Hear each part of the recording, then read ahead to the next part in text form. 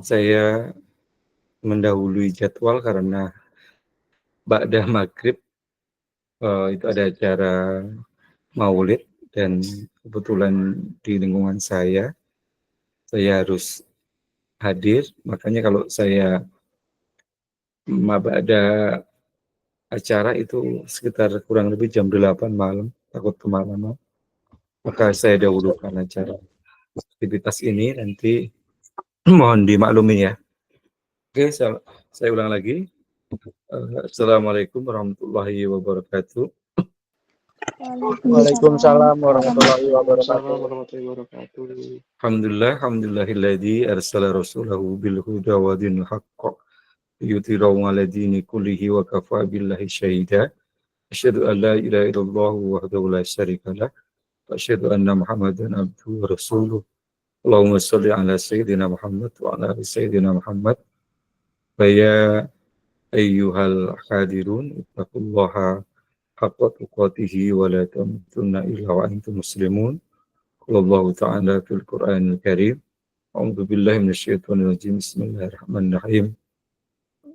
Yarfa'illahu alladziina aamanu minkum walladziina utul 'ilma darajat. Amma ba'd, yang saya hormati, yang saya banggakan kepada para mahasiswa sekalian yang menyempatkan hadir pada perkuliahan perdana pada malam hari ini, yang seharusnya perkuliahan pada pukul 18.30, karena ada satu hal, maka mohon izin dimajukan. Boleh jadi nanti ke depannya apabila ada jadwal-jadwal yang tidak sinkron dengan jamnya, atau boleh jadi harinya, mohon dimaklumi, karena adanya aktivitas saya secara pribadi yang berbarengan dengan kegiatan perkuliahan ini. Untuk itu, insya Allah tidak akan mengurangi eh, kualitas dan kuantitas bagaimana proses perkuliahan pada eh, sore hari ini menjelang maghrib.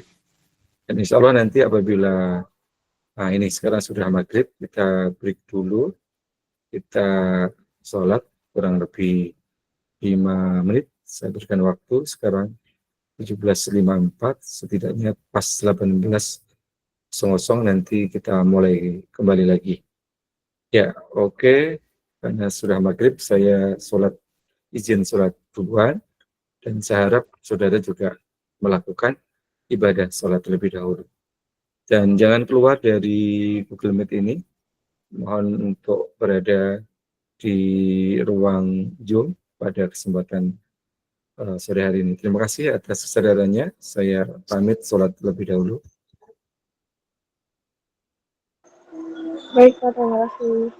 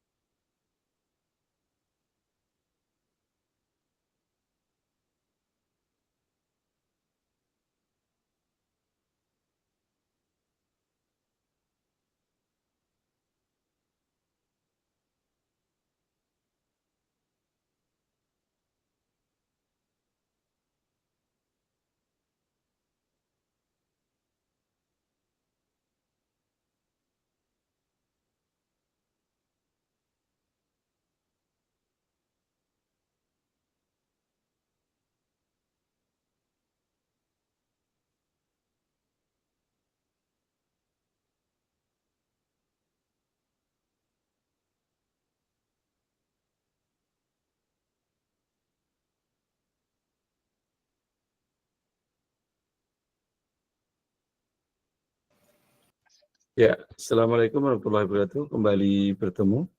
Selamat bagi yang menjalankan ibadah sholat maghrib, dipersilahkan. Bagi yang sudah, mohon izin bisa dibuka kameranya. Mau Bapak capture dulu buat dokumentasi, silakan. Terima kasih Siti Faharia, terima kasih Muhammad Prasetyo yang sudah buka HP-nya, kameranya. Silakan kawan yang lain. Mohon izin Pak, lagi di jalan. Oke, siap. Oke, yang tidak lagi di jalan, mohon dibuka. Terima kasih Muhammad Sidik sudah membuka kameranya. Ya Pak, Mohon izin Pak, sedang di jalan Pak. Ya, siap. Ya, oke. Pak, Mas Badi. pulang. Ya, oke. Bisa dibuka sebentar, kita foto dulu. Dokumentasi, ayo dibuka dulu. Silakan. Mas Wahyu, terima kasih. Mas Sulistyo, terima kasih. Fidelia, terima kasih. Muhammad Riansah, terima kasih. Saya foto dulu ya. Awas action yang cakep. 1, 2, 3. Sebentar. Ya. 1, 2, 3. Oke. Ya, ada 17 yang hadir pada saat ini. Kita sambil menunggu teman-teman yang belum hadir. Ya. Para mahasiswa sekalian yang berbahagia, saya sudah memperkenalkan diri saya di kuliah online. Boleh jadi ada yang ingin saudara tanyakan terkait tentang identitas dan nama sebagainya. Silakan sebelum saya ke materi. Tidak. Kalau tidak, saya lanjutkan. Di dalam perkuliahan kita ada yang namanya kontrak perkuliahan. Saya share kontrak perkuliahannya. Ini diperhatikan. Apa saja kontrak perkuliahan yang harus kita lakukan pada perkuliahan di mata kuliah agama Islam pada semester ini. Ini ada kontrak perkuliahan pedoman perkuliahan mahasiswa pada semester ini di kampus kita, Universitas Dian Nusantara. Kita lanjutkan tentang sasaran mutu pembelajaran. Jumlah perkuliahan ada 16 kali pertemuan, yaitu 14 pertemuan dengan materi tetap maya virtual dan online, dan 2 pertemuan ada UTS dan UAS. Jumlah mahasiswa yang mengumpulkan tugas, tugas ini nanti ada 2 tugas besar 1 dan tugas besar 2. Tugas besar 1 sudah saya share di kuliah online. Itu mohon dikerjakan, membuat karya tulis dengan judul seperti yang sudah ada di link pada soal. Di sana ada ketentuannya berapa banyak halaman kita membuatnya dan kemudian kapan dikumpulkannya. Tugas itu adalah tugas individu, bukan tugas kelompok. Jadi saudara harus mengerjakan tugas itu secara pribadi. Dan apabila saudara sudah selesai mengerjakannya, tugas saudara adalah mengirimkan sesegera mungkin. Apabila saudara mengirimkan tugas itu terlambat, konsekuensinya ada penalti, ada pengurangan poin. Maka kerjakan secara cepat dan kirimkan tepat waktu. Durasi waktu pada TB1 itu cukup lama ya, dari bulan sekarang sudah tanggal 12 September, Oktober, sepertinya 1 bulan lebih saudara punya kewajiban untuk mengerjakan tugas itu. Dan dikumpulkannya di link yang sudah ada.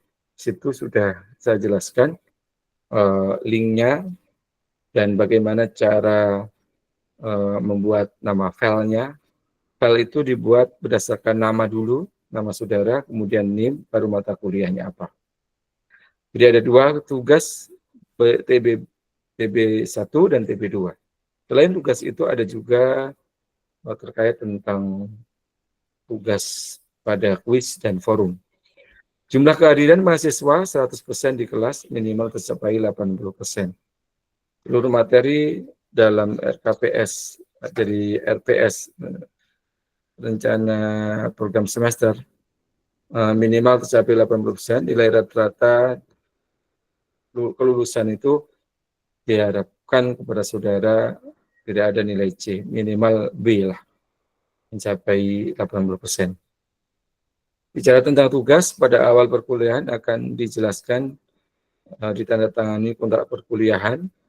Setiap perkuliahan yang disebutkan pada jadwal program harus sudah dibaca sebelum mengikuti kuliah. Jadi kalau saudara sudah buka linknya, saudara bisa membaca materi itu. Dan bagaimana tentang penilaian akhir, penentuan nilai akhir hasil ujian belajar mahasiswa. Nah, ini ada beberapa kriteria yang bisa saudara ketahui untuk nilai lebih atau sama 80 sampai 100, ada nilai huruf A, angkanya 4, 77,5 kurang dari 80,0 itu amin, dan seterusnya. Ada A amin, ada B plus, B, B min. Nah ini terkait tentang kriteria penilaian. Dalam menentukan nilai akhir akan digunakan pembobotan sebagai berikut. Ada kehadiran, itu 10%, tugas besar itu ada 20%, forum kuis itu ada 30%, UTS ada 20%, dan UAS ada 20%. Totalnya ada 100%. Di sini bobot yang tertinggi itu forum dan kuis, karena forum dan kuis ini yang wajib saudara kerjakan kuisnya dan saudara tanggapi forumnya. Apabila saudara kelewatan dalam menanggapi forum dan kuis, baik sebelum waktu atau setelah waktunya, maka dianggap saudara tidak hadir. Maka harus tepat waktu. Pada waktu, misalkan perkuliahan mulai jam 18.30, maka menanggapi forumnya pada jam itu. 18.30 mulai, dan kemudian ini hari Jumat, maka selesai hari Kamis, ya betul. Jumat, Sabtu, dan Selasa, Rabu, Kamis, ya. Pada hari Kamis pukul 23.59, ya. Terkait bobot ini bisa tergantung dosennya. Boleh jadi ada dosen yang memberikan standarisasi untuk presentasinya pada forum dan kuis 50%, bisa jadi.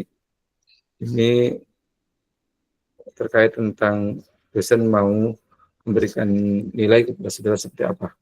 Kemudian bicara tentang peraturan kelas, dosen dan mahasiswa tidak diperkenankan mengikuti aktivitas perkuliahan A lambat hadir 15 menit. Nah, jadi kalau Zoom kita tadi setidaknya 15 menit sebelum pukul 18 kita sudah standby. Berpenampilan yang rapi, penampilan tidak rapi maka tidak diperkenankan, baik dalam berbusana atau potongan rambutnya. Maka berpenampilan yang rapi, mata kuliah kita agama Islam, bagaimana saudara menempatkan diri saudara untuk berbusana muslim yang rapi, menutup aurat sebagaimana aturannya. Kemudian memakai jaket, kaos yang tidak berkerah atau tidak berpakaian sebagaimana ketentuan perkuliahan yang berlaku. menggunakan HP untuk tujuan selain mencari bahan perkuliahan, tidak diperkenankan bernada dering. Yang kedua, mahasiswa diperkenankan tidak mengikuti aktivitas perkuliahan jika sakit, pulang kampung, atau keperluan kepentingan lainnya, dengan membuat surat izin yang dilengkapi dengan A. Jika sakit dilengkapi dengan surat keterangan dokter dan diketahui oleh dosen wali. Jika pulang kampung ke kota asalnya dilengkapi surat keterangan dari orang tua atau wali mahasiswa yang diketahui oleh dosen. Jika ada tugas dari fakultas atau universitas, dilengkapi dengan surat tugas dari ketua prodi, pembantu dekan 2, dan pembantu rektor 3 bidang kemahasiswaan. 3. Mahasiswa yang kehadirannya kurang dari 64%, pertemuan mata kuliah tidak diperkenankan mengikuti UAS. Tugas dikumpulkan tepat waktu, terlambatan akan dikurangi nilai 20 poin. Ketika mengikuti ujian, baik UTS maupun UAS, mahasiswa diwajibkan membawa kartu mahasiswa. Kalau kita online berarti tidak ada itu ya kartu. Biasanya tentang kewajiban saja yang harus dipenuhi. Hadir tepat waktu dan membawa peralatan tulis sendiri. Tidak diperkenankan saling meminjam. Telah menyelesaikan kewajiban administrasi akademiknya, ini biasanya yang sering berkendala. Kewajiban akademik terkait tentang SPP dan biaya yang lain, mohon dipenuhi supaya ikut UAS atau UTS. Berpenampilan rapi dalam berbusana maupun berpengalaman diri, mematikan HP, kemudian pelanggaran akademik dalam bentuk apapun ketika mengerjakan tes ujian dan atau tugas menyebabkan mahasiswa secara langsung mempersulit dirinya sendiri. Oke, Jakarta 3 September 2005, dosen pengajar, saya sebagai dosennya, Asori, dan mahasiswa. Pertanyaannya, apakah sudah punya ketua kelas di kelas ini? Apakah sudah ada? Mas Muhammad Humam, apakah sudah ada ketua kelasnya? Belum, Pak. Belum, Pak. Iya, mohon dipilih siapa relawan yang mau untuk jadi ketua kelas. Muhammad Riansa kayaknya mau, Pak. Muhammad Riansyah, Pak. Riansyah. Muhammad Riansyah mana orangnya? Enggak, Pak. Saya udah megang kelas 4.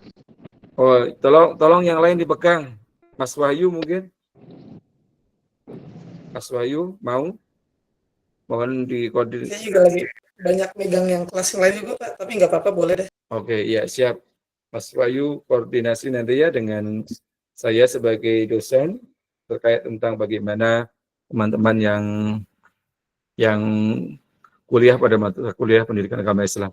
Tadi sudah ada kontrak kuliah, apakah saudara ingin bertanya terkait tentang kontrak perkuliahan?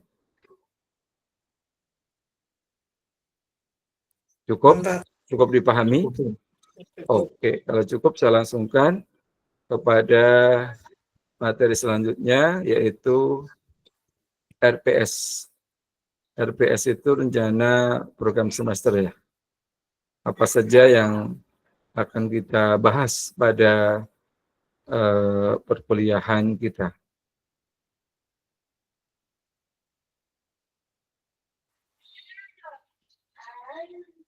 Kelihatan materinya? Kelihatan, Pak. Iya, oke. Mohon izin. Oke. Di sana ada nomor 1, Hakikat Pendidikan Agama Islam di perguruan tinggi umum yang akan kita bahas pada malam hari ini. Bagaimana sih pendidikan agama Islam di perguruan tinggi umum ini? Materinya apa saja yang akan kita bahas? Nomor 1 dijelaskan pada malam hari ini. Nomor 2, beragama yang baik sebagai jalan menuju Tuhan.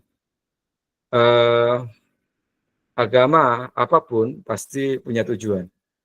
Tujuannya tiada lain, tiada bukan, tentu adalah tujuan yang hakiki, yang sebenarnya adalah menuju kebahagiaan ukhrawi atau akhirat. Bagaimana agama yang kita yakini, Islam ini mengajak kepada kita menuju kebahagiaan yang hakiki, yaitu kebahagiaan di akhirat. Jadi bagaimana cara beragama yang baik seperti yang diajarkan dalam ajaran Islam itu sendiri. Di antara tentunya kita sebagai mukallaf, orang yang berakal, itu punya kewajiban. Di antaranya kewajiban kita bagaimana menjalankan rukun iman yang 6 dan juga rukun Islam yang 5. Dengan menjalankan perintah Allah itu, maka insya Allah kita berada pada jalan yang benar. Kemudian yang ketiga, memaknai kembali iman, Islam, dan Islam dalam perspektif cinta. Iman itu artinya percaya. Tetapi dalam kepercayaan itu harus ada 3 unsur yang tidak bisa terpisahkan tentang iman itu sendiri. Yang pertama, iman yang berarti pembenaran di dalam hati, tasdiqu bil qalbi, wal iqraru bil lisan, bagaimana kemudian kita ucapkan dengan lisan, wal amalu bil arkan, yang kemudian bagaimana kita amalkan dengan perbuatan. Jadi kalau orang, saya beriman kepadamu ya Allah, maka bukti keimanannya apa? Yaitu diucapkan, dibenarkan dalam hati, dan dibuktikan dengan perintahnya Allah. Kemudian ada Islam. Islam yang artinya adalah keselamatan. Bagi orang yang beragama Islam adalah orang yang selamat. Kalau kita bicara tentang Islam sebagai agama kita, maka ayat Al-Quran menjelaskan wa may yabtaghi ghairal islam dinan fala yuqbal minhu wa huwa fil akhirati minal khasirin. Dan barang siapa yang memeluk agama selain agama Islam, maka tidak akan diterima agama itu dan dia termasuk orang-orang yang merugi. Maka ketika kita meyakini Islam sebagai keyakinan kita, maka dengan sepenuh hati bagaimana keyakinan itu teguh, konsisten di dalam diri kita. Yang kedua tentang ihsan. Ihsan itu artinya engkau beribadah kepada Allah seolah-olah engkau melihat Allah. Jika kita tidak melihat Allah, yakinilah bahwa Allah itu melihat kita. Itulah ihsan. Menggapai ketenangan jiwa dan kebahagiaan melalui bertasawuf. Kita sebagai hamba Allah itu diberikan oleh Allah yang namanya jiwa atau hati. Bagaimana cara menumbuhkan ketenangan jiwa? Al-Quran menjelaskan tentang ketenangan hati yang disebut dengan nafsul mutmainnah. A'udzubillahi minasyaitonirrajim. Bismillahirrahmanirrahim. Ya ayyatuhan nafsul mutmainnah, irji'i ila rabbiki radiyatan mardiyah, wadkhuli fi ibadi wadkhuli jannati.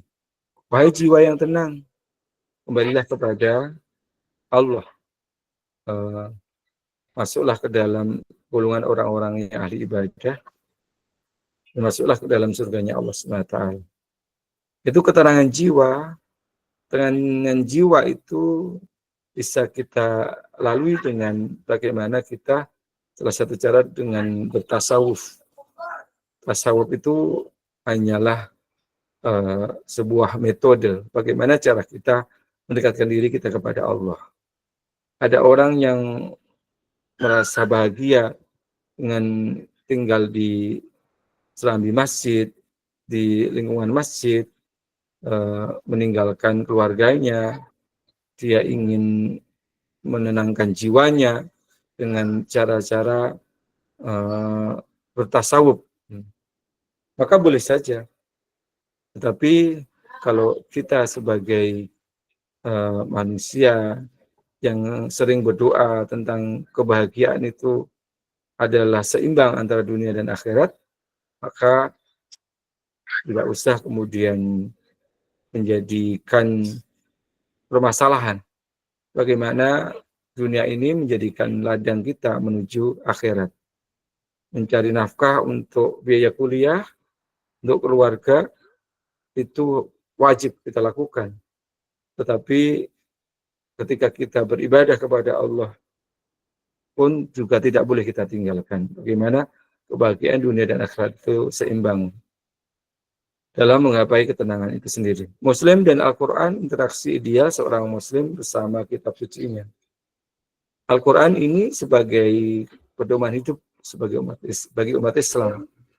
Maka kalau bicara pedoman, tentu bicaranya bagaimana arah langkah kita dalam kehidupan. Dalam setiap melangkah, maka butuh yang namanya pedoman. Pedoman bagi umat Islam, yaitu Al-Quran. Jadi ketika sukses dunia dan akhirat, yang kita harapkan, kembalilah kepada Al-Quran. Insya Allah, Allah akan berikan kesuksesan itu. Kemudian interaksi ideal seorang Muslim bersama kitab sucinya. Ya, dengan kita membaca Al-Quran berarti kita berinteraksi dengan kitab suci kita. Banyak orang yang begitu nikmat ketika dia membaca Al-Quran, berjus-jus, berhatam berkali-kali, mereka tidak merasa capek. Kenapa? Karena tadi itu, ketenangan jiwanya sudah tumbuh dalam dirinya, di antaranya dengan dia membaca Al-Quran menjadikan dia begitu dekat dengan Tuhan dan Allah Subhanahu wa Ta'ala. Maka sebagai Muslim, bagaimana Al-Quran adalah salah satu cara kita untuk berinteraksi dengan Allah Subhanahu wa Ta'ala, dengan seorang Muslim dan kitab suci kita. Yang keenam, fungsi dan peran masjid dalam pengembangan Islam. Umat Islam dengan masjid itu bagaikan ikan dengan air. Jadi kalau ikan seperti apapun yang hidupnya di air, apabila dia tidak ada air, boleh jadi akan mati. Maka umat Islam kalau meninggalkan masjid, berarti umat Islam itu akan mati. Mati bisa fisiknya, mati bisa hatinya. Makanya bagaimana fungsi masjid itu benar-benar dioptimalkan, bukan saja untuk ibadah sholat, tetapi bagaimana juga pengembangan Islam.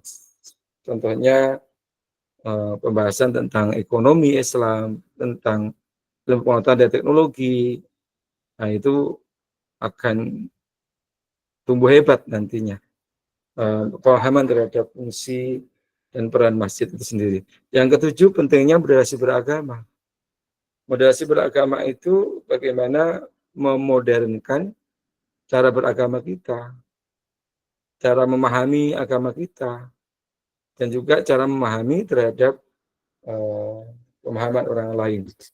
Ketika kita sering menyalahkan terhadap agama lain, sering mengkafirkan dan sebagainya, maka boleh jadi itu adalah bagian benih-benih konflik yang akan memecah belah bagi umat Islam. Di mana? Di Indonesia.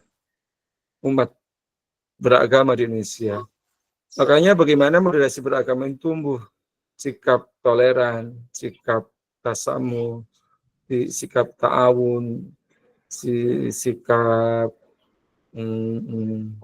banyaklah sikap-sikap lain yang harus dimiliki dalam hari ini terkait dengan moderasi beragama. Yang kedelapan, membumikan Islam di Indonesia melalui akulturasi budaya. Banyak budaya di Indonesia ini, kalau bicara suku saja, ada berapa suku? Pulau ada 17.000 pulau ya. Suku ada berapa suku? 1.300 suku sepertinya. Yang begitu banyaknya, mereka tentu punya budaya yang berbeda-beda. Bagaimana budaya yang sudah ada di daerah wilayah tertentu itu tidak bertentangan terhadap ajaran Islam. Contohnya, kalau budaya Papua misalkan, nari-nari dengan membuka auratnya gitu misalkan. Nah, itu kan tentu tidak sesuai dengan syariat Islam. Maka diajarkan ada pendekatan bagaimana silakan menari-nari dengan menutup auratnya, misalkan begitu. Kemudian ekonomi Islam, keterpurukan ekonomi di Indonesia saat ini, maka bagaimana agama Islam bangkit untuk menyadarkan kepada umatnya, misalkan terkait tentang riba, terkait tentang kredit macet dan sebagainya. Nah, misalkan hal itu terjadi, maka umat Islam harus tampil untuk membangun ekonominya secara bersama-sama, biar kuat. Apabila sendiri boleh jadi lemah, tapi kita bersama-sama, maka ekonomi itu akan kuat. Misalkan terhadap pemboikotan makanan cepat saji di negeri kita yang konon kabarnya mendukung kezaliman Israel misalkan. Maka umat Islam harus kompak untuk memboikot itu. Dengan tujuan apa? Yaitu tadi, kalau dia sudah terang-terangan membela orang-orang Zionis, dan kita belanja di tempat-tempat itu, maka sedikit banyak ekonomi itu tumbuh yang kemudian untuk membantu Zionis. Kemudian menegaskan identitas sebagai Muslim di era global. Bagaimana saudara yakin, percaya diri bahwa saudara sebagai seorang Muslim tidak minder untuk bisa berkarya di era nasional, internasional, apalagi di era globalisasi saat ini. Nomor 11, pengembangan ilmu pengetahuan dan teknologi, IPTEK, dalam perspektif Islam. Pengetahuan dan teknologi itu penting, tetapi harus didasari dengan ketakwaannya. Cerdas teknologi tetapi agamanya tidak cerdas, itu seperti orang buta, maka dia tidak tahu hukum. Yang penting dia ini itu, tapi hukumnya seperti apa. Atau sebaliknya, orang yang cerdas agama tapi tidak cerdas dalam pengetahuan teknologi, itu seperti orang yang lumpuh ya. Jadi kedua-duanya jangan terjadi dalam diri kita. Jadi kita harus menjadi orang yang cerdas dalam pengetahuan dan teknologi, cerdas juga iman dan takwa kita. Selanjutnya, pendidikan anti korupsi sebagai implementasi konsep iman.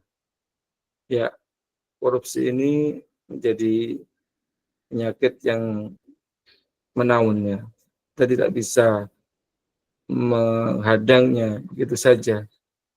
Ketika kita tahu celah untuk melakukan kebenaran, tetapi kalau celah itu kita sendiri yang melakukannya, boleh jadi kita malah seperti orang bunuh diri. Kenapa? Karena mereka lebih kuat komunikasinya. Tetapi dalam hal ini, tetap kita harus menegakkan kebenaran itu pasti akan terungkap. Rawi-rawi rantas, alang-malang putung. Ya. Jadi, insya Allah kebenaran yang terjadi, siapa yang korupsi, siapa yang tidak, pasti Allah akan memberikan petunjuknya. Dan hal ini terkait tentang bagaimana implementasi konsep iman itu sendiri. 13, emansipasi wanita dalam perspektif Islam. Wanita begitu dihargai di negara kita. Antara laki-laki dan perempuan tidak ada bedanya. Perempuan juga pernah ada yang jadi presiden dan sebaliknya. Apalagi kemarin ada perempuan yang jadi menteri keuangan, dari beberapa pergantian presiden tetap menjadi menteri. Berarti itu bagian dari emansipasi wanita itu. Tapi kodratnya wanita itu adalah mendidik anak-anaknya di rumah. Apabila dia tidak diizinkan oleh suaminya untuk bekerja, maka lebih baik dia berada di rumah saja mendidik anak-anaknya. Oke, saudara sekalian, selanjutnya tentang membangun keluarga harmonis melalui pernikahan. Ya, nikah ini adalah sunnah Nabi. Maka apabila saudara ada yang punya keinginan mau menikah, silahkan. Nah, karena itu ibadah yang pahalanya terus mengalir seorang suami melihat istrinya senyum bahagia atau sebaliknya itu juga ibadah. Baru lihat senyumnya saja ibadah, apalagi ibadah-ibadah yang lain. Insya Allah, semoga para mahasiswa sekalian Allah berikan rezeki yang berkah yang cukup untuk bisa punya niat menjalin rumah tangga yang tentunya sakinah mawaddah warahmah. Amin. Oke, saudara sekalian yang berbahagia, itu materi yang sudah saya sampaikan. Apakah ada pertanyaan yang ingin saudara tanyakan? Ada 37 mahasiswa. Kalau tidak keberatan, mohon dibuka kameranya ya. Mas Usamah mau bertanya? Nggak ada Pak kayaknya. Nggak ada. Oke, Mas Sidik. Ya, Mas Sidik silahkan. Sidik Rifai. Izin Pak, ini nggak optim dulu lagi di luar soalnya mau Oke, jemput siap. ibu. Ini Pak, Silahkan. kan soal pernikahan ya. Kira-kira yang perlu disiapin itu apaan aja sih Mas? Istilahnya kayak entah mentalnya kah, imannya kah, atau apa gitu yang benar-benar priority di dalam Islam gitu Pak? Oke. Mas Sidik, rencana kapan mau nikah? Ya, Aduh Pak, jangan Pak, baru putus. ya, oke. Di dalam pernikahan itu ada beberapa hukum yang harus kita tahu. Hukum wajib, sunnah, makruh, mubah itu ada ya. Wajib itu bagi laki-laki yang sudah punya calon dan dia sudah mapan tentunya dan dia takut untuk berbuat zina, maka segera saja untuk menikah. Hukum sunnah, laki-laki yang sudah punya calon dan dia mampu menahan diri terhadap hawa nafsunya. Di dalam pernikahan itu wanita itu dinikah karena 4 hal. Tungkahul mar'atu li arba'in. Yang pertama, limaliha karena hartanya, wali jamaliha karena kecantikannya, wali hasabiha karena keturunannya, wali diniha karena agamanya. Dari keempat itu kata Nabi, fatfar bidzatiddin taribat yadak, maka pilihlah agama. Kalau bicara tentang karena cantik, maka lambat laun kecantikan itu juga akan rapuh. Nah, kemudian kalau bicara tentang keturunan, hari ini yang Anda nikah adalah karena keturunannya presiden, tetapi 5 tahun ke depan sudah ganti misalkan. Ya, kalau Anda mau lihat karena kekayaan juga sama, kekayaan pun juga tidak abadi. Maka kata Nabi, pilihlah karena agama. Jadi persiapan di dalam hal ini adalah agamanya, karena agama itu insya Allah akan menjadikan keturunan yang soleh dan solehah, akan menjadikan hartanya berkah, akan didapatkan kecantikan juga karena pemahaman terhadap agama itu sendiri. Terkait tentang apa sebenarnya yang harus kita siapkan, lebih karena kita bicara tentang agama, persiapkan tentang agama. Kenapa? Laki-laki seorang pemimpin, surga dan neraka istri itu di suami, di laki-laki.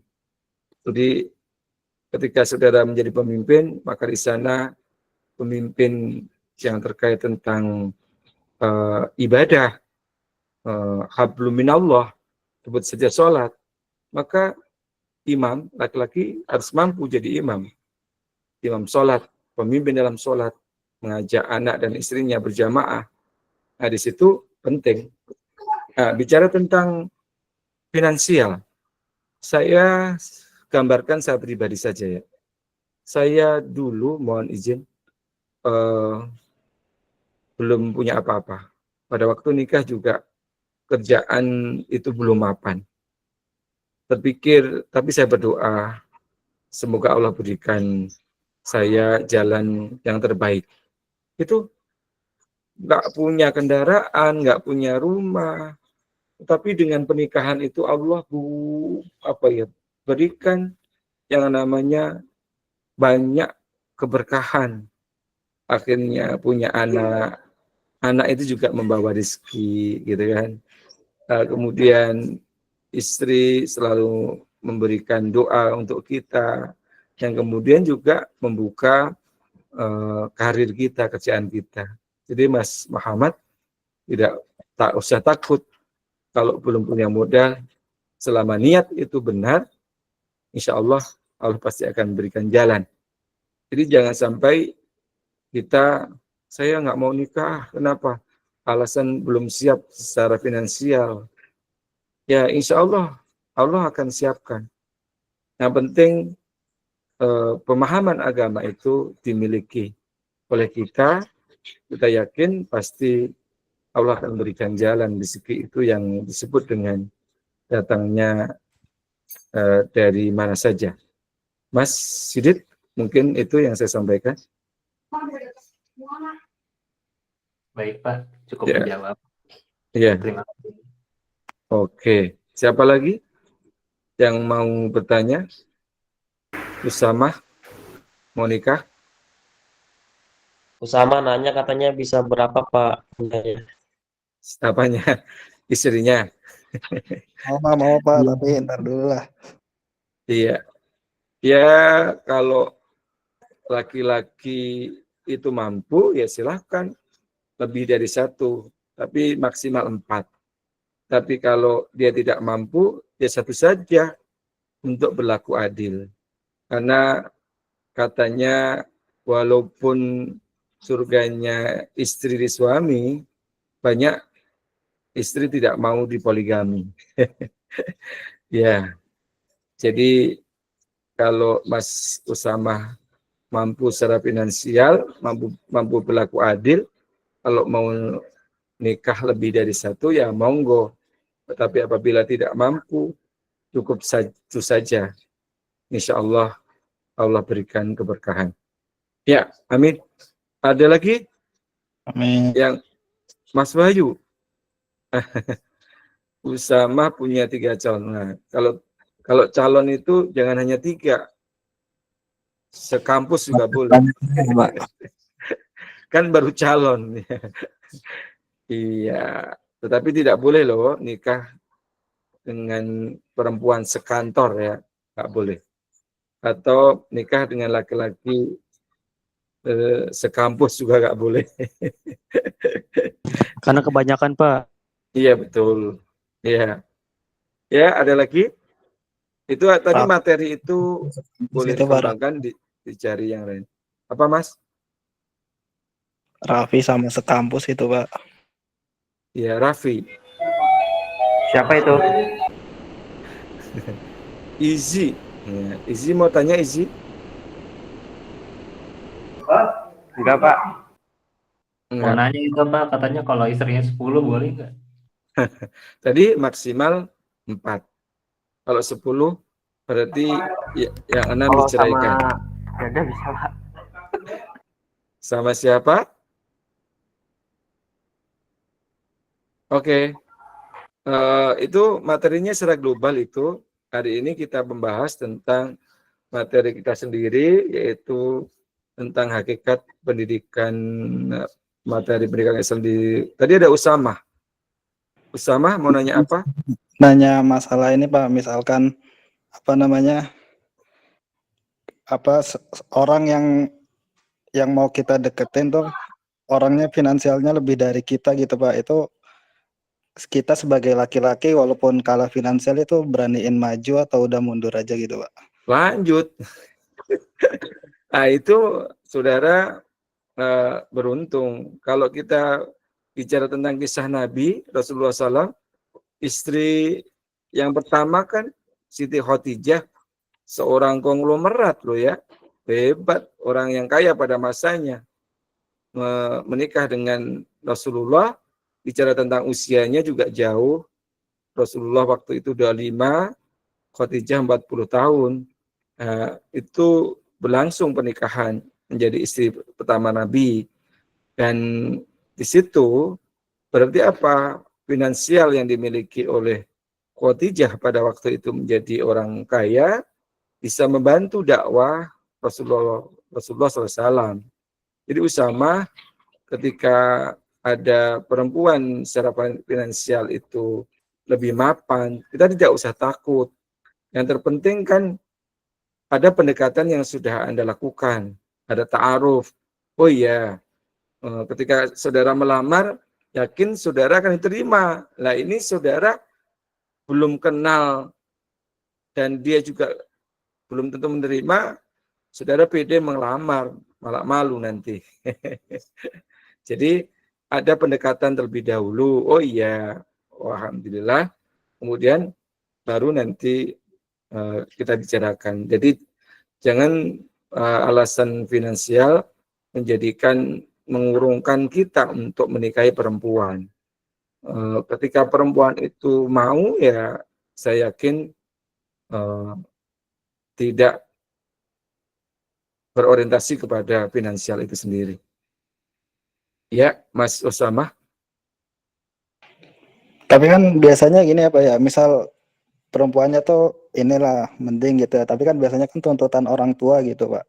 Itu gimana itu Pak, misalkan? Ya, jadi orang tua manapun pasti berharap punya mantu yang setidaknya secara finansial, secara pengetahuan itu seperti ayahnya.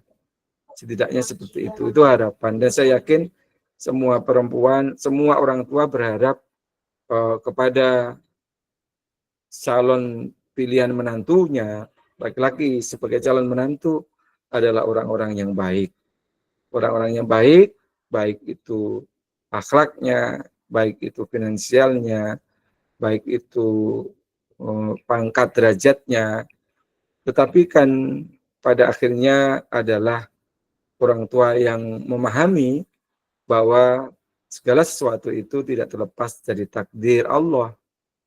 Kalau memang Allah mentakdirkannya jodohnya sama kamu, Usama, walaupun masih jadi pengacara, pengangguran banyak acara, saya yakin saya yakin akan menerima.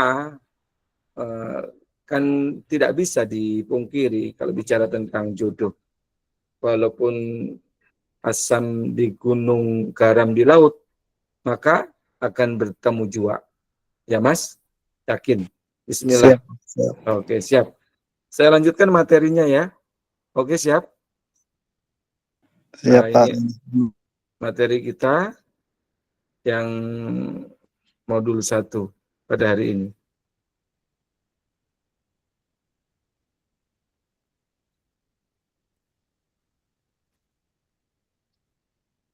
Ya, pembahasan kita pendidikan agama Islam, hakikat pendidikan agama Islam di perguruan tinggi umum. Nah, ini. Terus kemudian tujuan perkuliahannya, materi ini diharapkan mahasiswa mampu dan memahami tentang konsep Islam, konsep tentang pendidikan Islam yang sebenarnya adalah pendidikan yang bertujuan mewujudkan akhlak atau budi pekerti yang luhur. Samping itu, Islam tidak hanya mementingkan pemuraian ilmu yang dipelajari saja, aspek kognitif, melainkan juga pengamalan ilmu yang diperolehnya, aspek afektif dan psikomotorik, serta harus dilandasi dengan nilai-nilai agama, yakni keimanan dan ketakwaan kepada Allah SWT. Dengan demikian, Islam tidak hanya mementingkan pemerolehan ilmu yang dipelajari saja. Ya, sebentar.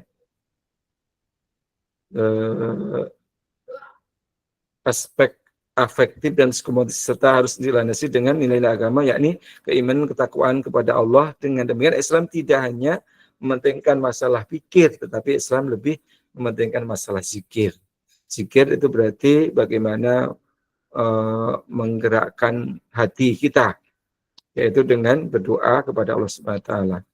Eksistensi pendidikan agama pendidikan agama Islam di perguruan tinggi umum di samping merupakan mata kuliah yang wajib diambil oleh mahasiswa, juga sangat berarti untuk mewujudkan tercapainya tujuan pendidikan seperti yang digariskan oleh sistem pendidikan nasional, yaitu membentuk manusia yang beriman dan bertakwa, berbudi pekerti luhur,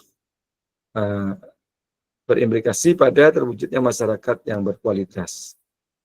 Pendahuluan dalam Undang-Undang Nomor 2 Tahun 1989 tentang Sistem Pendidikan Nasional, pasal 4 dinyatakan bahwa pendidikan nasional bertujuan mencerdaskan kehidupan berbangsa dan mengembangkan manusia Indonesia seutuhnya, yaitu manusia yang beriman dan bertakwa kepada Tuhan Yang Maha Esa, berbudi pekerti luhur, memiliki pengetahuan dan keterampilan, sehat jasmani maupun rohani, berkepribadian yang mantap dan mandiri serta rasa tanggung jawab, kemasyarakatan dan kebangsaan.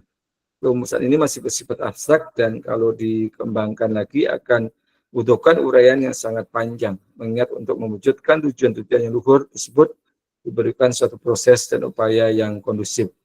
Dua tujuan diantaranya tujuan-tujuan yang tercantum dalam rumusan di atas adalah mengembangkan manusia Indonesia seutuhnya, yaitu manusia yang beriman dan bertakwa kepada Tuhan Yang Maha Esa, manusia yang berbudi pekerti luhur. Dengan demikian pendidikan yang diberikan di perguruan tinggi diharapkan dapat mencetak manusia, dalam hal ini mahasiswa. Jadi bagaimana menjadi mahasiswa yang tadi beriman dan bertakwa kepada Tuhan Yang Maha Esa, berbudi pekerti yang luhur, dalam arti bermoral baik, berakhlak yang karimah. Untuk dua tujuan ini tampaknya pendidikan agama, khususnya pendidikan agama Islam, punya peran yang sangat besar dalam rangka pencapaian tujuan pendidikan nasional. Oleh karena itu, persoalan yang muncul adalah bagaimana mengupayakan pendidikan agama Islam di perguruan tinggi umum dapat berimplikasi terwujudnya insan-insan seperti di atas. Ini adalah masalah besar dan tidak gampang untuk merealisasikannya. Untuk mewujudkan tujuan tersebut dibutuhkan berbagai alternatif upaya. Dan tulisan ini hanya merupakan sumbangan kecil dalam rangka ikut memikirkan terwujudnya tujuan luhur tadi. Konsep pendidikan menurut Islam merupakan suatu agama dan ajaran-ajarannya bersumber dari wahyu Allah yang diturunkan kepada manusia melalui Nabi Muhammad SAW sebagai Rasulnya.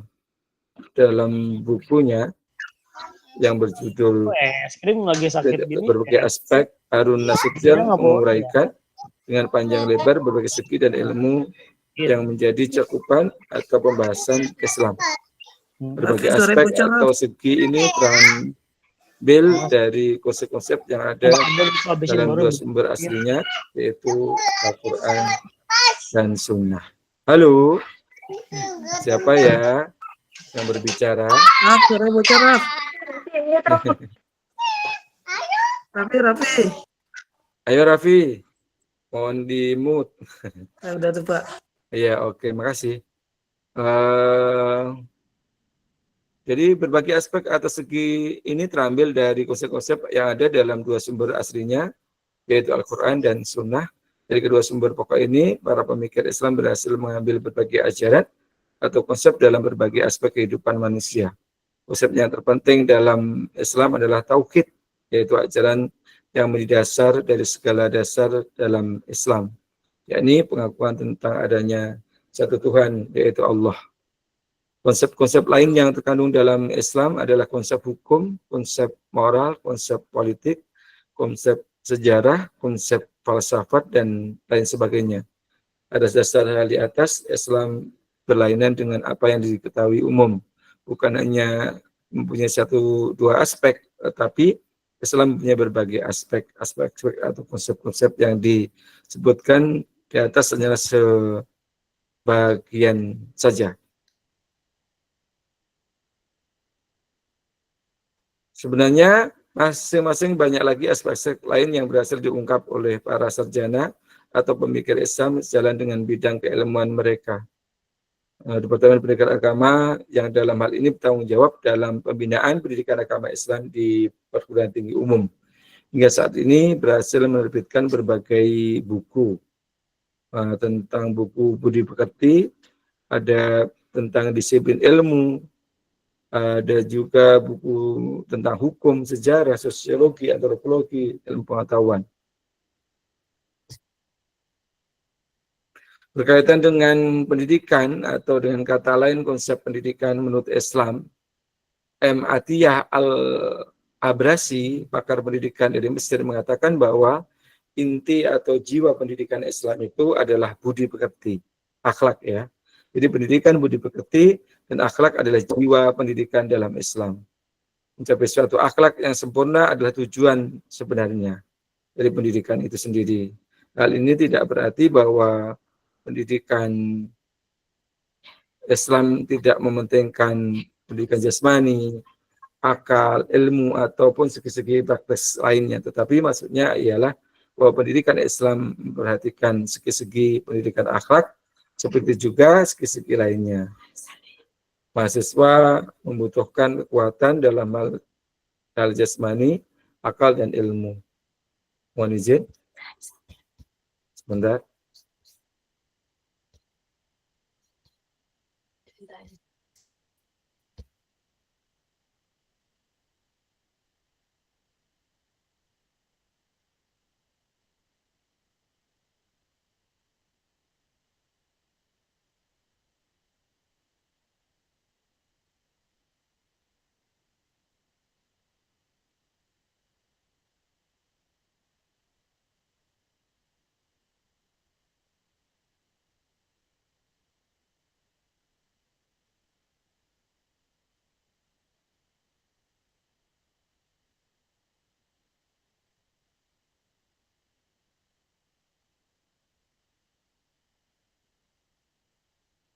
Oke, kita lanjutkan. Tadi ada sponsor lewat iklan.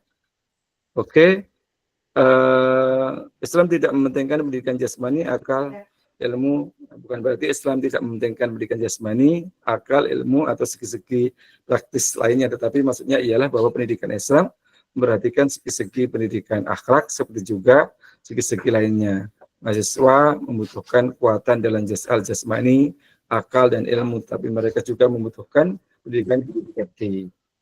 Jadi bagaimana pendidikan agama Islam itu membentuk manusia yang berakhlak, juga bagaimana adanya pendidikan jasmaninya dia, kesehatan dia. Kalau hanya sebatas ilmu yang diajarkan bicara tentang akhlak, terus bagaimana tentang ilmu-ilmu yang lain. Jadi bagaimana menyeimbangkan semuanya ya. Manusia yang cerdas secara rohaniahnya dan juga sehat secara jasmaniahnya. Nah, sejalan dalam konsep ini, semua mata kuliah yang diajarkan kepada anak didik, mahasiswa haruslah mengandung muatan pelajaran akhlak, dan setiap guru atau dosen haruslah memperhatikan akhlak atau tingkah laku anak didiknya.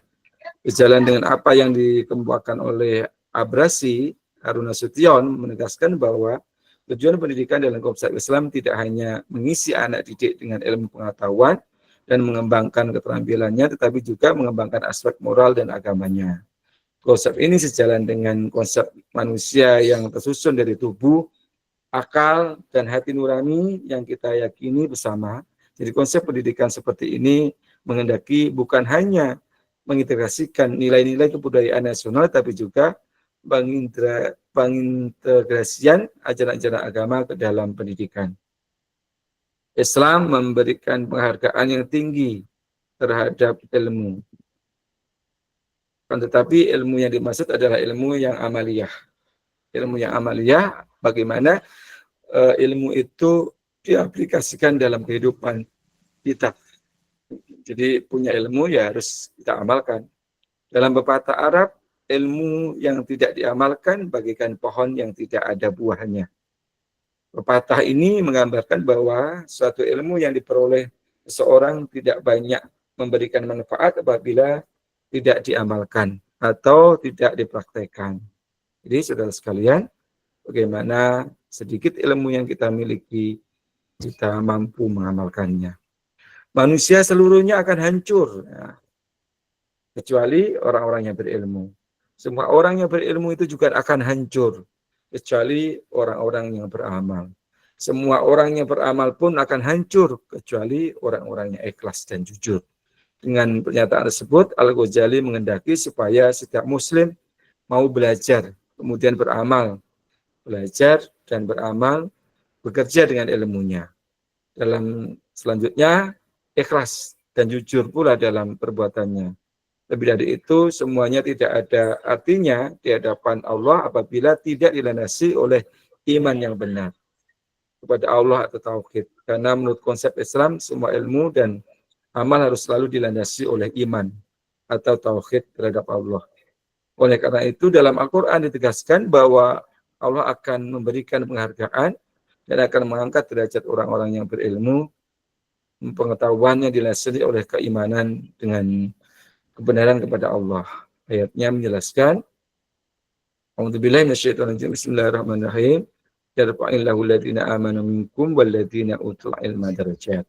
Allah menaikkan derajat orang-orang yang beriman dan berilmu di antara kita dengan beberapa derajat. Sementara itu Al-Faruqi, seorang tokoh pencetus gagasan Islamisasi ilmu, mengatakan dalam salah satu bukunya Tauhid bahwa esensi peradaban Islam adalah Islam itu sendiri. Dan esensi Islam adalah Tauhid atau pengesaan Tuhan. Tindakan yang menegaskan Allah sebagai yang esa, pencipta yang mutlak dan transenden, dan penguasa segala yang ada.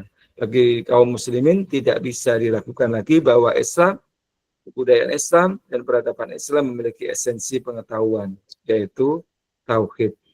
Dengan demikian, ada 3 komponen penting yang harus diperhatikan di dalam pengelolaan pendidikan, yaitu ilmu itu sendiri, kemudian pengamalan ilmu, dan kemudian tauhid yang menjadi dasar utamanya. Kalau ketiga komponen ini tidak dipahami dan tidak diberikan secara integral, maka akan sulit tercapai tujuan pendidikan.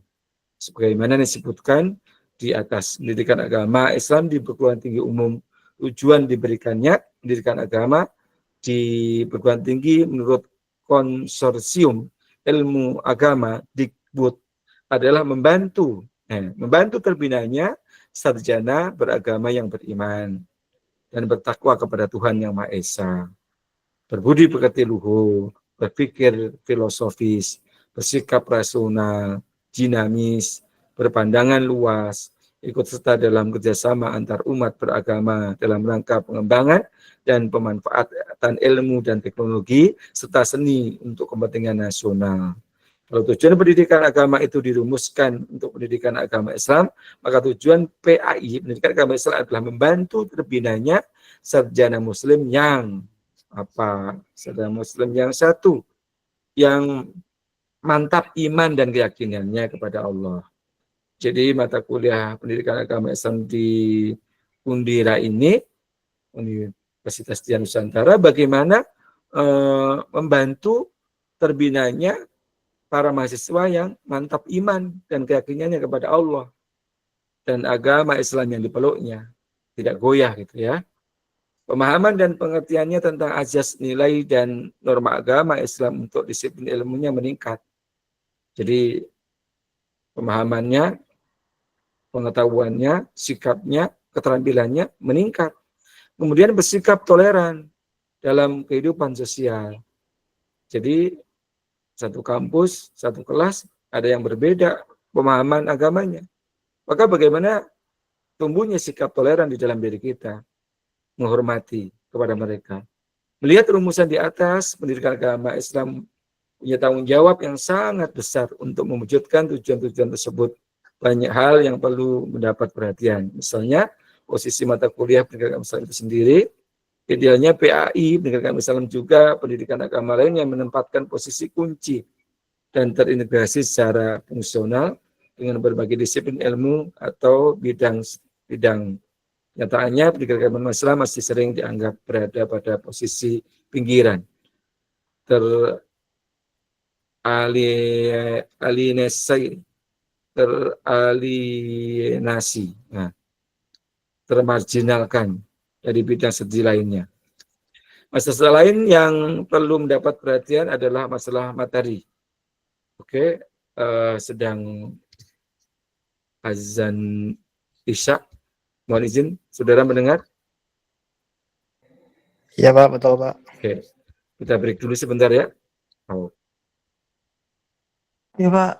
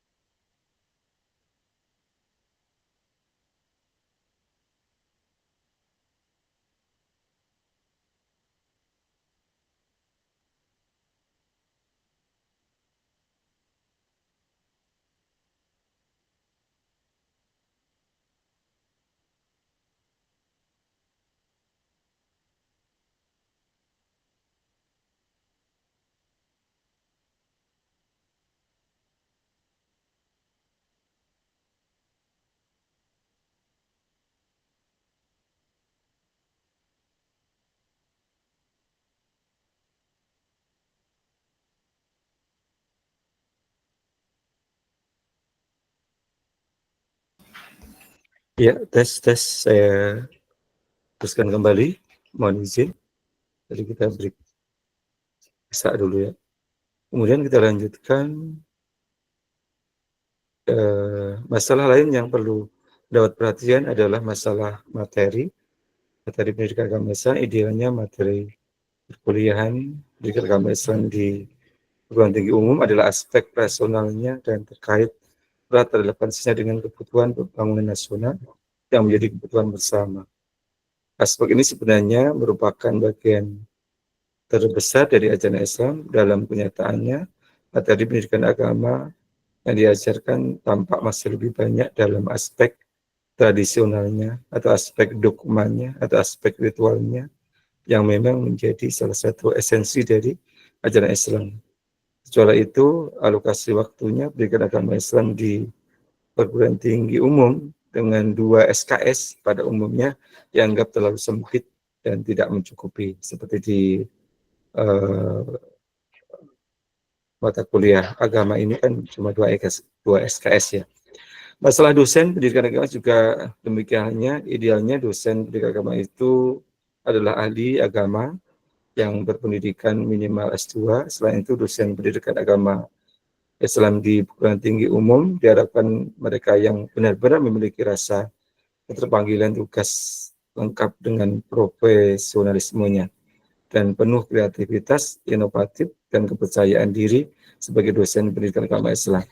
Dalam kenyataannya, masih terlalu sedikit dosen pendidikan agama Islam yang memiliki prasyarat seperti tersebut, bahkan banyak di antaranya yang hanya memenuhi persyaratan siapa saja asal banyak memiliki pengetahuan agama. Dosen-dosen seperti itu hanya mampu menyampaikan pengetahuan agama tanpa mengolah dan menganalisisnya dalam perspektif akademik. Karena yang diberikan adalah apa-apa yang telah diterimanya dari gurunya terdahulu. Padahal dalam zaman modern ini dibutuhkan lulusan yang mampu menampilkan karya baru yang berbeda, yang lebih baik, dan memiliki nilai tambah dari yang sudah ada. 3 masalah di atas merupakan di antara masalah-masalah penting yang hingga sekarang sedang diupayakan pemecahannya. Secara umum, pendidikan bergerak menuju pada 2 sasaran yang sama, meskipun dapat dibedakan, yaitu bermaksud melahirkan manusia-manusia yang cerdas, berkepribadian. Dengan kecerdasan itu dapat mengantarkan dirinya menjadi manusia yang siap menghadapi tantangan real dalam masyarakat. Jadi pendidikan berperan sebagai transfer of knowledge dan transfer of value. Adapun tujuan pendidikan di Indonesia telah dirumuskan dalam undang-undang. Dalam rumusan sistem pendidikan nasional terdapat 2 istilah yang sangat erat hubungannya dengan agama, yaitu iman dan takwa. Nah, demikian untuk tumbuhnya manusia yang beriman dan bertakwa sebagian besar merupakan partisipasi dari pendidikan agama. Untuk itu, menuju ke arah itu, pendidikan haruslah dirancang sedemikian rupa sehingga mampu menghasilkan output seperti yang diharapkan, yang intinya adalah manusia yang cerdas pikir, nah ini akalnya dioptimalkan, dan juga cerdas zikir, bagaimana mengolah hatinya. Kalau sekarang ini ada 4 nih, olah rasa, olah pikir, olah hati, dan olahraga gitu. Bagaimana menyimbangkan itu. Juga manusia yang siap pakai berkaitan dengan hal ini, Fuad Amsari, salah satu anggota Dewan Pakar ISMI Pusat, menawarkan konsep pengajaran agama Islam. 1, substansi atau ajaran Islam. 2, problem sosial yang sedang dihadapi. Dan yang ketiga adalah aspek pemanfaatan sumber dan lain sebagainya. Amsari menambahkan bahwa keyakinan akidah Islam tidak boleh berhenti pada upaya membuat seseorang itu berKTP Islam, pemahaman tentang ajaran Allah dalam hidup di dunia tidak boleh berhenti pada tuntutan tentang rukun Islam, syahadat, sholat, puasa, zakat, dan haji, atau bahkan tidak juga cukup hanya sebatas berakhlak yang baik, tapi juga harus memahami dan menerapkan ajaran Allah SWT tentang bagaimana mengatur masyarakat, bangsa, negara, sosial dengan ajaran ilahi. seperti masalah budaya, ekonomi, politik, dan lain sebagainya. Oke, saudara sekalian, ini bisa dibaca kembali tentang materi-materi ini yang sudah saya sampaikan di kuliah online. Dan dalam penutup mata kuliah kali ini, materi ini, dalam akhir tulisan ini perlu ditegaskan bahwa tujuan yang ingin dicapai dari pelaksanaan pendidikan di Indonesia sebagaimana disemuskan oleh sistem pendidikan nasional sangat luhur untuk mewujudkan bukan hal yang mudah.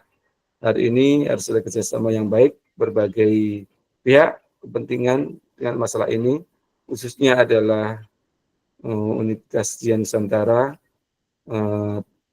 permasalahan yang dihadapi dalam pelaksanaan pendidikan Islam hendaknya menjadi perhatian yang serius demi tercapainya output yang berkualitas, kreatif, produktif, berbudaya, dan tentunya beriman dan bertakwa kepada Allah Subhanahu wa Ta'ala. Ini yang diharapkan mata kuliah pendidikan agama Islam pada modul ini, bagaimana saudara nanti menjadi sarjana-sarjana yang secara ilmu pengetahuan dan teknologinya mapan, tetapi iman dan takwanya kuat. Insya Allah itu yang diharapkan dalam perkuliahan saat ini. Ini ada materi daftar pustaka. Oke, saudara, saya sudah menyampaikan materinya. Kita absen. Mohon dibuka kameranya. Ada 40 mahasiswa yang hadir pada kesempatan kali ini.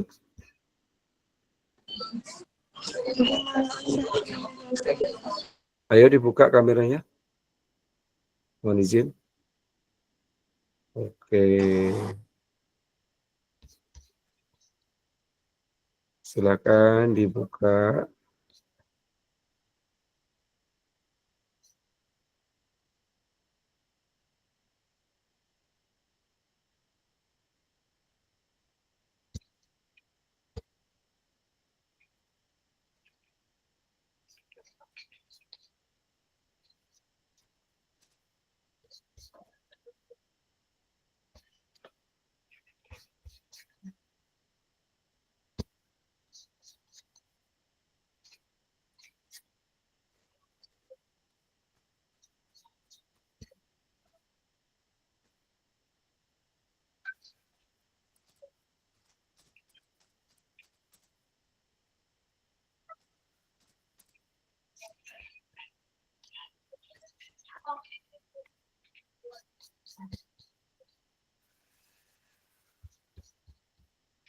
Saya coba absen.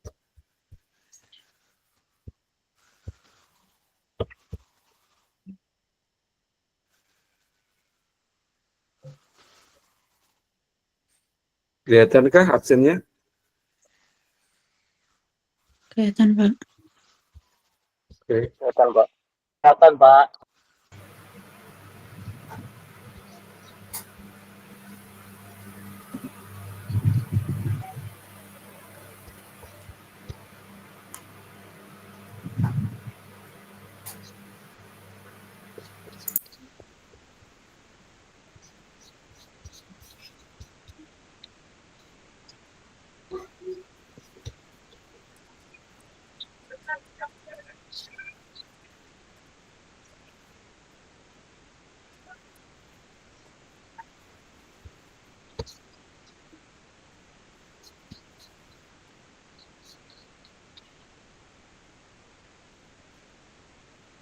Satrio Nuriski Pratama ada?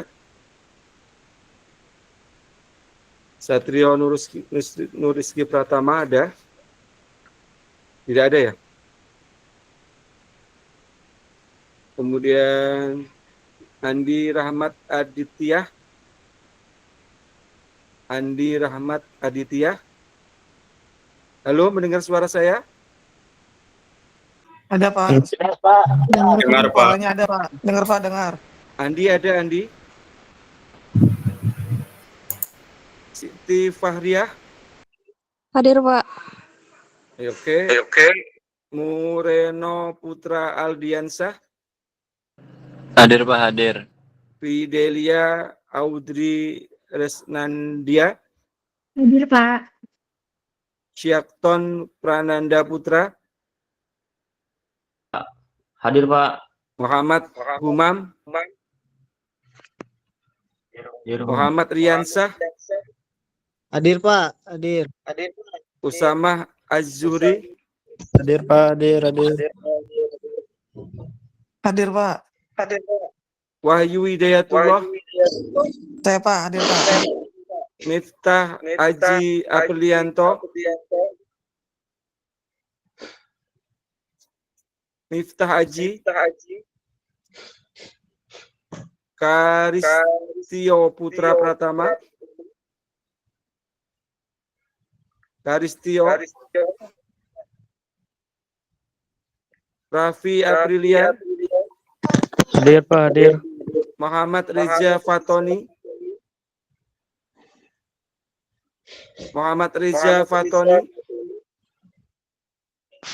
Sulistyo Darmawan, Hadir, Pak. Febrianti, Zidan Abdi Pamungkas, Hadir, Pak, hadir. Fadila Ramadan, Hadir, Pak, hadir. Helmi Agil, Hadir, Pak. Tania Nopianti, Hadir, Pak. Dewi Nuraini, Hadir, Pak. Rizky Darmawan Aprilio, Hadir, Pak. Vero Dava Prasetyo, Hadir, Pak. Doli Mardianto, Hadir Pak. Widianti Fitri Rohma, Jadi hadir, Pak. Muhammad Prastio Aji, Hadir, Pak. Nasla Fahriyah, Hadir, Pak. Rio Hengki Adiyanto, Hadir, Pak.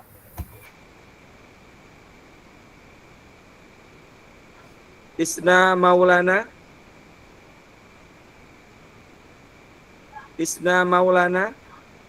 Isna tadi izin kayak Pak di grup, Pak.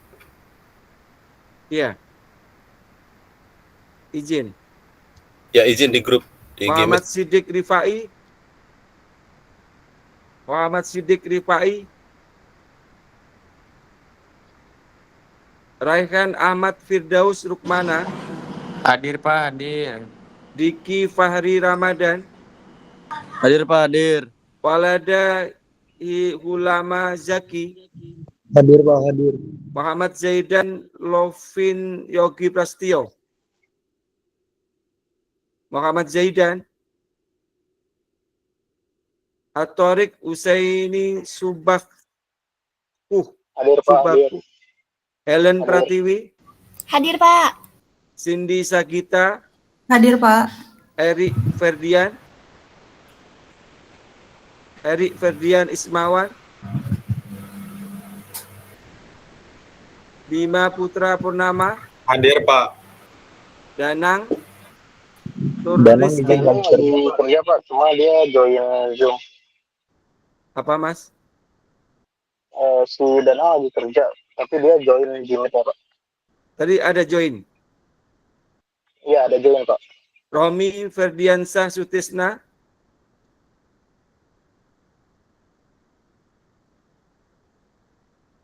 Romi, Rinaldi Fauzan Hidayat,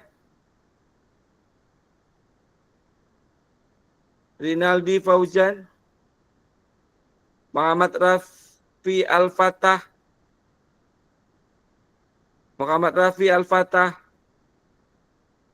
Andika Sawaludin Rahmat,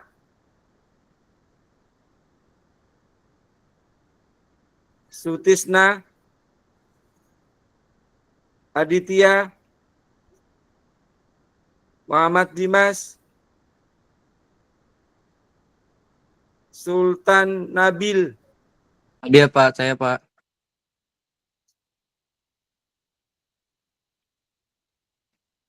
Damar Galih Saputra,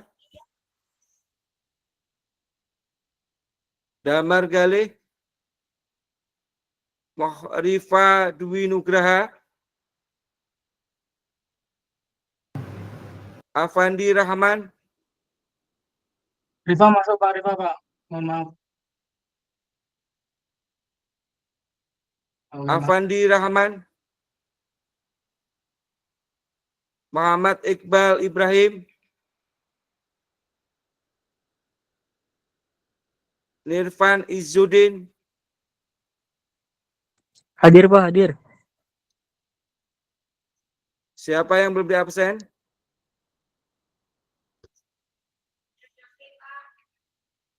Sudah semuanya? Saya Siapa sudah yang belum, Pak. Saya Siapa salah nama? masuk kelas, Pak. Muhammad Sidik Rifani, Pak. Tadi habis jemput ibu soalnya, maaf, Pak. Satrio ada, Andi ada, Miftah Aji Aprilianto, Itu udah keluar Pak, Miftah Haji. Pak. Karisjo, Muhammad Rija Fatoni, Muhammad Sidik Rifai ada? Ada, Pak. Tadi habis jemput ibu. Maaf, Pak. Oke. Oke, makasih, Bapak. Ya. Muhammad Zaidan, Eri, Romi, Rinaldi, Muhammad Rafi, Andika, Sutisna, Aditya, Muhammad Dimas, Damar, Afandi, Muhammad Iqbal. Oke, itu yang saya panggil tadi beberapa nama yang tidak ada di kehadiran saat ini. Oke, para mahasiswa sekalian yang berbahagia. Alhamdulillah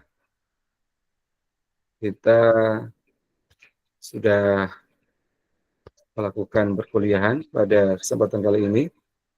Akhirnya saya tutup dengan baca hamdalah bersama-sama. Alhamdulillahirrahmanirrahim. Insyaallah kita ketemu pada pekan depan. Assalamualaikum warahmatullahi wabarakatuh. Waalaikumsalam warahmatullahi wabarakatuh. Ya, sama-sama.